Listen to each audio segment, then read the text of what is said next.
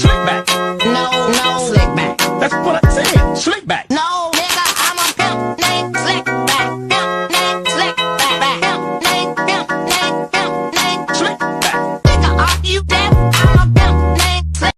Assalamualaikum warahmatullahi wabarakatuh. Hai teman-teman semua. Nah, di sini kami dari kelompok 4 yang terdiri dari 3 anggota. Yang pertama saya sendiri, Heni Indriani, dan yang kedua ada Irgi Prayogo, dan yang ketiga ada Rizka Amelia Lubis.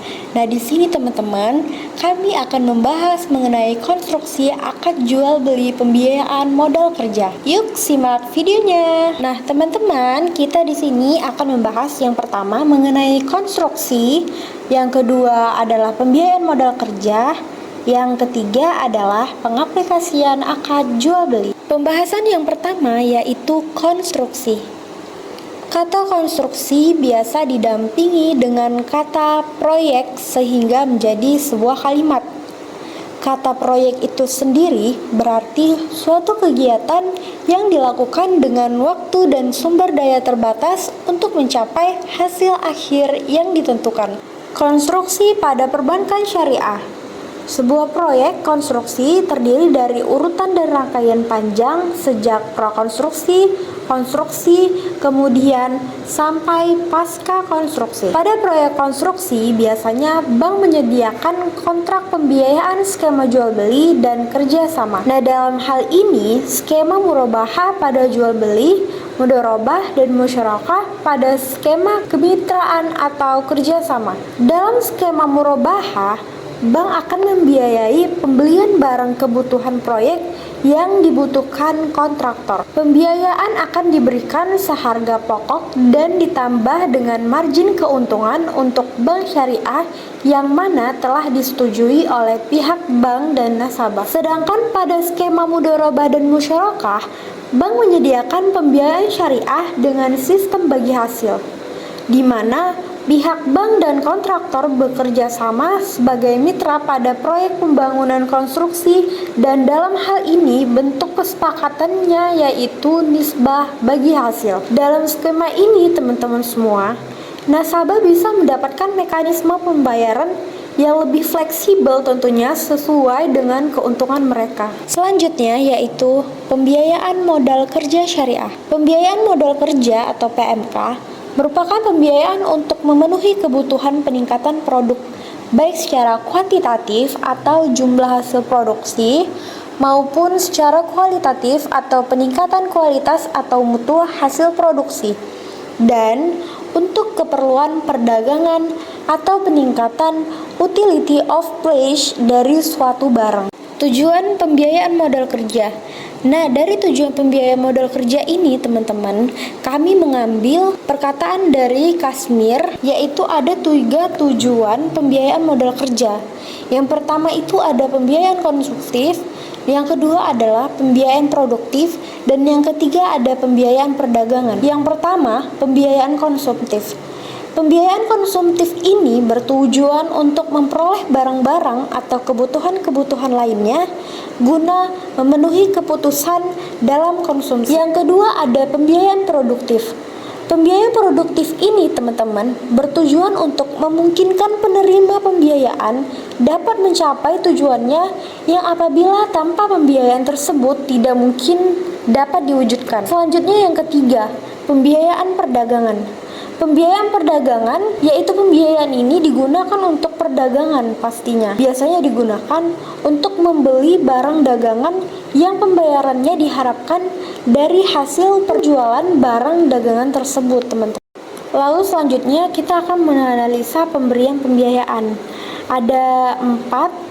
Yang pertama jenis usaha, yang kedua skala usaha, yang ketiga tingkat kesulitan usaha yang dijalankan, yang keempat karakter transaksi dalam sektor usaha yang akan dibiayai. Baik, saya Rizka Amelia Lubis sebagai pemateri kedua. Di sini saya akan menjelaskan pengaplikasian akad jual beli. Ada 3, yaitu konstruksi akad murabahah, yang kedua konstruksi akad salam, dan yang ketiga konstruksi akad istisna. Ini saya akan menjelaskan konstruksi akad murabahah. Nah, Adi Warman Karim mendefinisikan murabahah adalah akad jual beli barang dengan menyatakan harga perolehan dan keuntungan atau margin yang disepakati oleh penjual dan pembeli. Nah, pada pembiayaan murabahah ini, penyerahan barang dilakukan pada saat transaksi, sementara pembayarannya dilakukan secara tunai, tangguh, atau mencicil. Ada pula manfaat dan risiko pada pembiayaan modal kerja murabahah ini. Nah, manfaat pembiayaan modal kerja murabahah ini, yang pertama yaitu pembeli mengetahui semua biaya yang semestinya. Yang kedua, subjek penjualan adalah barang atau komoditas. Yang ketiga, pembayarannya dilakukan dengan angsuran. Yang keempat, subjek penjualan memiliki penjual dan dimiliki olehnya, dan ia hendak mampu mengirimkan kepada pembeli. Sedangkan pembiayaan modal kerja ini memiliki risiko-risiko. Yang pertama, fluktuasi harga komparatif. Yang kedua, kelalaian atau default. Yang ketiga, barang nasabah dijual oleh nasabah. Yang keempat, penolakan nasabah. Nah, ada pula yang kedua, yaitu konstruksi akad salam. Bai'ah salam ini berarti pembelian barang yang diserahkan di kemudian hari. Secara jelasnya, salam adalah transaksi jual-beli di mana barang yang diperjualbelikan belum ada. Nah, ada pula rukun bai'ah salam. Pelaksanaan bai'ah salam ini harus memenuhi sejumlah rukun. Yang pertama, muslam atau pembeli. Yang kedua, muslam ilahi atau penjual. Yang ketiga, muslam modal atau uang. Yang keempat, muslam fihi atau barang. Yang kelima, sigot atau ucapan 15. Yang keenam, syarat bai'ah salam. Ada juga modal transaksi bai'ah salam. Nah, syarat-syarat yang harus dipenuhi oleh dalam modal bai'ah salam ini yaitu modalnya harus diketahui. Nah, yang kedua, penerimaan pembayaran salam tersebut. Selanjutnya ada konstruksi akad istisna. Nah, istisna ini teman-teman merupakan pemesanan kepada perusahaan atau lembaga untuk memproduksi barang atau komoditas tertentu untuk pembeli atau pemesan. Perbedaan akad istisna dan akad salam ini yang pertama dilihat dari sisi harga. Akad salam dibayar langsung saat terjadi kontrak, jadi ketika hendak memesan suatu barang, harus dibayar langsung harga barang yang dipesan di awal ketika akad itu terjadi. Sedangkan pada akad istisna, pembayaran bisa lebih fleksibel, bisa membayar pas di awal kontrak, cara angsur, atau bisa dibayar di kemudian hari. Inilah yang jadi inti perbedaan antara akad istisna dengan akad salam. Pada sisi sifat kontrak, akad salam ini memiliki sifat mengikat secara asli atau tabi'i, sedangkan si akad istisna ini teman-teman memiliki sifat mengikat secara ikutan atau tabai. Maksudnya pada akad salam mengikat semua pihak sejak semula, sedangkan si istisna ini menjadi pengikat untuk melindungi produsen sehingga tidak ditinggalkan begitu saja oleh konsumen secara tidak bertanggung jawab. Dan selain itu, perbedaan akad salam dengan akad istisna ini adalah sifat barangnya. Dalam akad salam barangnya mesti sudah ada contohnya, sedangkan dalam akad istisna ini barangnya masih berbentuk gambaran atau belum ada wujudnya teman-teman. Melalui fasilitas istisna, bank melakukan pemesanan barang dengan harga yang disepakati kedua belah pihak atau biasanya sebesar biaya produksi ditambah keuntungan bagi produsen tetapi lebih rendah dari harga jual, dan dengan pembayaran di muka secara bertahap sesuai dengan tahap-tahap proses produksi.